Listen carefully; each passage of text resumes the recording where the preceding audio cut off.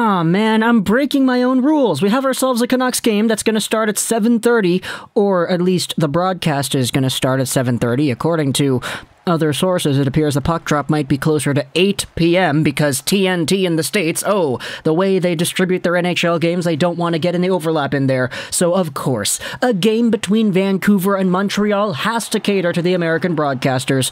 But either way, all sarcastic NHL broadcasting comments aside, because apparently the game is going to start a little bit closer to 8 than it will 7:30. We're breaking our own rules here because we're talking about the Vancouver Canucks on a 3 p.m. PST scheduled video, and yeah, I try not to make videos about teams that are going to play in the next few hours because that kind of divides the viewer base that can watch these videos, but there was a post by Taj on Twitter that kind of captivates pretty much the entire sentiments around the fan base that I've seen on Twitter regarding this. So let's look at the poll here before we actually talk about what we're talking about. What are you more interested in? Taj asks an hour ago. The Canucks game or the Canucks and Penguins trade talk?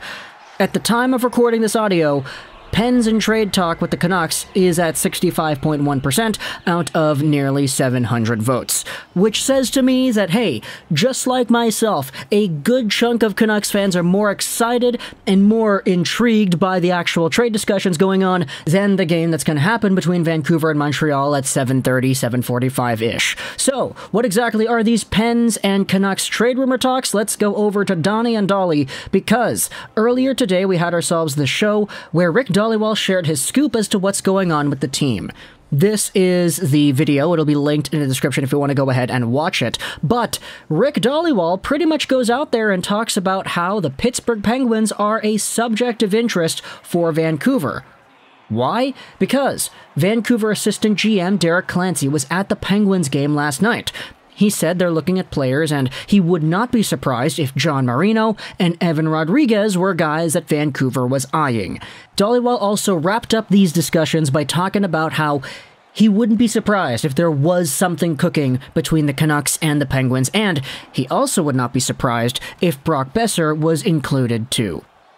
Now, for clarity, this is who Dhaliwal was speculating the Canucks could be looking at. There wasn't any concrete statement saying, the Canucks are looking at this and that and everything. But John Marino and Evan Rodrigues, these are two guys in the Penguins that Dhaliwal lays out specifically that he feels the Canucks might be potentially looking at based off of the information he has that they're actually scouting Pittsburgh. Now, he also said that for John Marino, Rutherford loves this guy. And I know what you're thinking. It was actually brought up by Don Taylor on the show.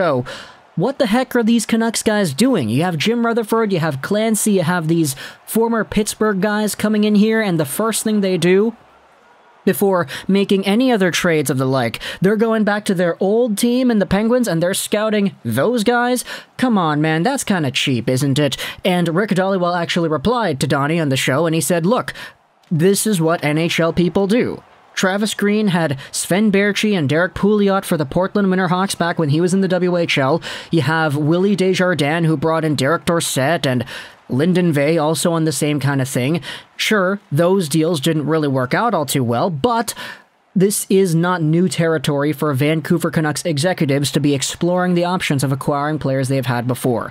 Now, for Jim Rutherford, his love for John Marino is justified in my opinion. I said this in a previous video, but John Marino is a very, very good defenseman. He's mobile, he's smooth, he's agile, he's so good at just making the right decisions in his own zone. This is a 24-year-old right-handed defenseman who's got a few years at $4.4 million a season. He's signed till 2027. If you want to talk about a right-handed defenseman that could be a perfect partner for Quinn Hughes, this is your guy. Now, the Pens and their right side depth sucks. It's really not good. Aside from John Marino, the Penguins don't have too many serviceable right-handed defensemen that are actually of significant value, and so the likelihood of Pittsburgh being willing to trade away a John Marino is slim to none. That is unless, of course, a team goes out there and shells out a very valuable piece for Marino. Enter Brock Boeser. Now, there wasn't any connections, specifically, verbatim made between Rick Dhaliwal. He just said, Brock Boeser, we've heard that the Penguins want Boeser. We're also hearing that the Penguins have been scouted by Vancouver. I wouldn't be surprised if Marino or Rodrigues are kind of in that territory here. And it sparked up this entire conversation on Canucks Twitter as to whether or not you could trade Brock Boeser for Marino and maybe some other stuff too. Now, for Evan Rodrigues, he's a name that was mentioned here in the broadcast as well as a potential Canucks interest piece. He's got himself 1 year left. This is his final year at $1 million a season. 28 years old, 5'11", 183, a center winger. He's got himself 16 goals in 58 games this season, on pace for 23. He's also on pace for 50 total points. Now, for Rodrigues, he is an upcoming UFA, which makes things a little bit confusing as to why you would want to go out there and make a trade for this guy. But my perspective is Rodrigues is a pretty good goal scorer. He's a versatile all-round winger who has gone out there and actually produced like crazy this year. He's got 35 points in 58 games. Is he going to get a pay raise from $1 million? Sure. What is that max pay raise going to be?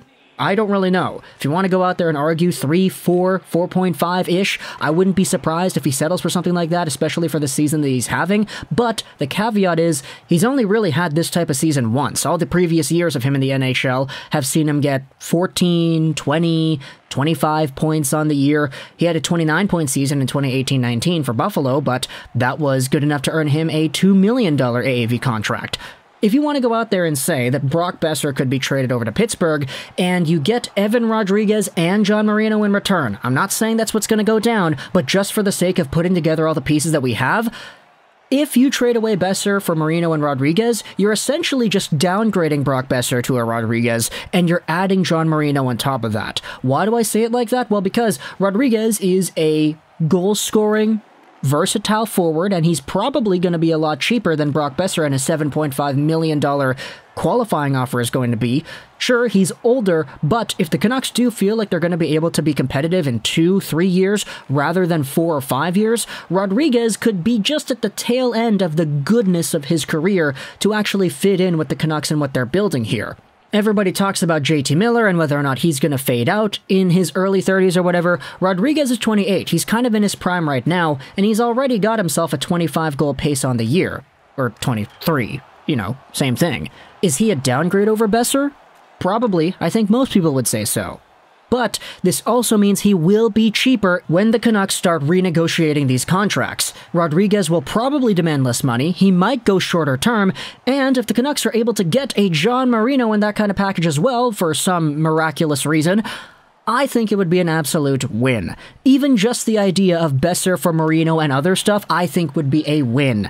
This guy is already locked down. He plays a position of need for the Vancouver Canucks. He's so versatile, so skilled, so smart. And I don't really think the Canucks have ever had somebody like John Marino on their right side in a long, long time. Like, to be honest, he is such a unique style of player, and I'm such a believer in him that it would make a lot of sense to me if the Vancouver Canucks were going out there and targeting this player. As Rick Dhaliwal said in the broadcast, it also wouldn't surprise him if the Canucks were going out there targeting Marino as well. Especially with the fact that apparently Rutherford is a big fan of this guy, because of course he would be. Rutherford is the guy that kind of cultivated Marino's career in the first place at the NHL level, so there's definitely an admiration there. Whether or not the Canucks go out there and make a trade with a Brock Boeser for a Marino, it remains to be seen, but just based off of all the pieces that we have been hearing from the media so far, it wouldn't surprise me if that was the case. And yeah, if you're gonna trade away a Brock Boeser, a guy like John Marino coming back makes things a lot more worth it. I love Brock. Don't get me wrong. Everybody here is a fan of Mr. Sensitive, Prince Charming, the guy from the Shrek movies. Yeah, we've all come to grow and love Brock Boeser ever since his days with the North Dakota Fighting Sioux, where he was tearing things up with Schmaltz and Kajula. But these contract negotiations are really putting a wrench in those long-term plans. So we don't really know what's going to go on, but talk to me in the comments. What do you think? If you're a Vancouver Canucks fan, firstly, look, are you more excited about, the trades and everything, or are you more excited about the game against the Canadiens tonight?